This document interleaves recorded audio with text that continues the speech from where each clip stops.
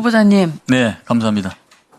다른 그 장관 후보자에 비해서 비교적 저는 그 국방부 장관님 후보자 인선에 대해서는 개인적으로 그래도 비교적 저희가 받아들일 수준이 된다고 생각하고 축하드립니다. 일단. 네, 고맙습니다. 예. 예, 그동안 후보자께서 7번의 인사청문회를 하셨습니다. 국방위원으로. 그래서 도덕성 검증과 관련해서 어떤 말씀을 하셨는지 속기록을 좀 분석해 보니까 최근 20대 국회 국방위원장으로서 인사청문회 취지와 목적을 PPT에서 보시는 것처럼 말씀하셨습니다. 인사청문회는 국민의 대표기관인 국회에서 직무수행 능력과 도덕성, 책임성을 검증하기 때문에 장관 후보자로서는 국민의 여러 가지 측면에서 검증받는 자리이기 때문에 진지한 자세로 성실하게 답변해 주시기 바랍니다. 말씀하셨습니다. 아마 그래서 다른 어떤 후보자보다 인사청문회가 개인 국회의원 한 명이 후보자께 드리는 질문이 아니라는 것 취지를 이해하시고 제가 질의를 드리겠습니다. 자, 도덕성 검증 중에서 재산 증식 변동 과정이 있습니다. 그래서 2008년도부터 2025년까지 인사청문 요청한 재산 관련 자료를 토대로 해서 제가 가족 전체의 금융자산 변동 과정을 제가 좀 분석해 봤습니다. 이거는 이제 후보자와 그다음에 배우자 두 분에 대한 내용입니다. 아마 이 자료가 좀 안 보이실 텐데요. 후보자 가족 전체 재산은 현재 이번에 자료를 제출한 기준으로 보면 약 72억 원 정도입니다. 자본주의 사회에서 저는 개인이 재산을 많이 갖고 있는 건 문제는 없다고 생각합니다. 근데 의정생활 17년 동안 약 42억 원이 증가했습니다.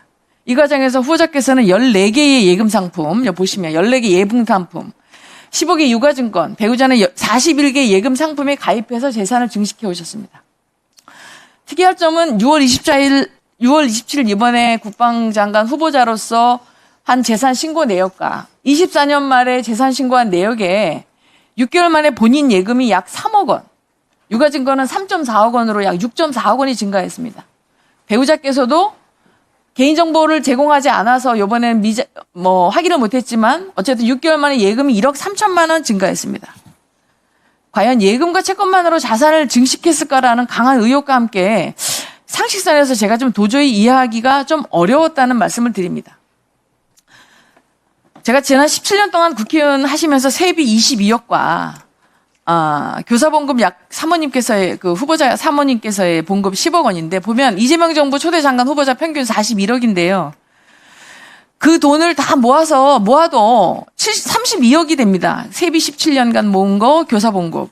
근데 거기 지금 72억이 되셨거든요. 근데 그 사이에 자녀 세 분을 교육시키고 생활하시는데 한 푼을 쓰지 않았을 경우에 32억인데 72억이 됐다면 그동안의 생활비, 의료비, 교육비는 어떻게 모아진 것인가에 대한 강한 의구심이 없을 수 없습니다. 물론 이게 도덕적인 흠결이라는 것이 무슨 범법행위를 했다 그런 말씀을 드리는 건 아닙니다. 그러나 국민의 보편적 자산 증식 수준에서 공직자로서 교사로서 어떻게 이런 수익이 났는지 좀 궁금하지 않을 수 없습니다.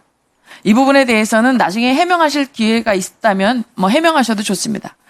두 번째는 지금 제가 이제 국방 청문회를 하다 보니까 이제 많은 야당 의원님도 과거에 여당 의원님도 그랬던 것처럼 제보가 들어오는데 그동안에 국방위에서 활동하신 것은 제가 볼 때는 장기판에서 훈수를 드셨지만 이제 장관이 되시면은 직접적으로 이 장기판에서 장기를 두는 플레이어 역할을 하셔야 되는데요. 지난주까지 업무보고를 많이 받으셨는데 아까 말씀하실 때도 뭐라고 말씀하셨냐면 군에 대해서 4가지를 말씀하시는데 그중에 국민의 군대를 거듭나기 위해서 공정하고 균형 잡힌 인사를 하시겠다고 말씀하셨습니다. 그 굉장히 중요한 말씀입니다. 그런데 이제 어제가 아니라 업무보고 받는 자리에서 해외 파견 무관의 20% 이상을 진급시키라고 지시하셨다고 그러는데 사실입니까? 해외 파병 인원에 대해서 몇 퍼센트를 진급시키라는 얘기는 한 적이 없고요. 앞으로 우리 K방산이 날개를 달고 향후 10년 뒤에는 우리가 더 연구 개발해서 고가의 무기를 팔아야 되니 좋은 자원을 대개 보면은 해외 무관들은 다음에 이제 리타이어 할 사람들이 많이 나가는데 미래에 여망이 있는 사람을 많이 보내서 그 자원을 가지고 더 활용을 하고 거기서 이제는 진급자도 좀 만들었으면 좋겠다. 이런 얘기를 전했지 20%, 30% 그건 상식 이하 문제라고 저는 생각합니다. 그럼 20%라고 언급은 안 하셨다는 말씀이시죠? 그렇게 할 수가 없는 것이죠. 네, 뭐 어느 자원이 어떻게 해서 20% 얘기를 합니까?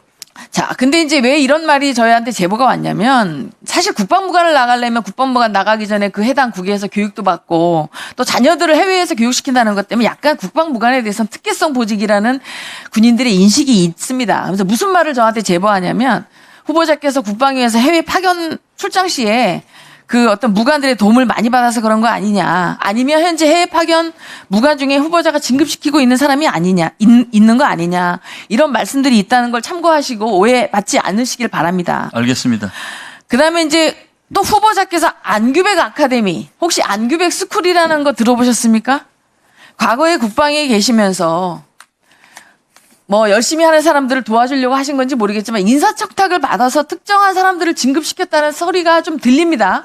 사실인지 아닌지는 뭐 제가 여기서 뭐 말하지 않겠지만 그래서 장관 후보자께서 앞서 말씀하신 것처럼 공정하고 균형된 인사라고 말씀하셨기 때문에 앞으로 어떤 특정한 보직이라든지 특정한 인사에 대해서 언급을 하시면 그게 엄청나게 많은 인원들이 그것이 자기에게 직접적으로 와닿기 때문에 신경 씁니다. 그래서 인사의 공정성 측면에서 아까 황희 의원님은 군령권 보좌를 3군 총장이 한다는데 사실 3군 총장은 군령권 행사 못하고 군정권만 행사합니다. 3군 총장이 각 군에서 매년 2번의 평정과 그다음에 그 사람의 복무한 걸 가지고 공정하게 올라왔을 때 장군 인사가 아니면 각 연관 장교들이나 그 이하 장교들에 대한 진급은 사실은 장관님께서 개입하지 않으시고 원칙만 명확하게 정해서 해주시는 게 오해를 받지 않을 수 있습니다. 그렇게 인사를 좀 공정하게 해주실 거 아닙니까? 장관이 되시면. 알겠습니다. 이상입니다. 강선영 의원님이 이제 군 생활을 하셨고 또 많은 그런 인사에 관해서도 저한테 지침을 좀 말씀해 주셨는데 그런 부분에 대해서 소홀함이 없고 또 불편부당하게 치우치지 않고 하도록 하겠습니다. 최근 6개월 동안에 예금이 3억이 증가됐다는 얘기는 저도 최근에 알았습니다만은 제가 직접 하지는 않고 이 투자 전문가한테 제가 맡겨서 그분이 상품을 골라오면은 제가 결심을 합니다. 근데 제가 운 좋게 이 증시가 화랑이 돼서 최근 6개월 동안에 그 정도의 예금 증액이 올라왔다. 저는 부동산이 일절 없습니다. 일절 없고 채권과 예금과 펀드 요것만 관리하고 있다는 그런 말씀을 드립니다.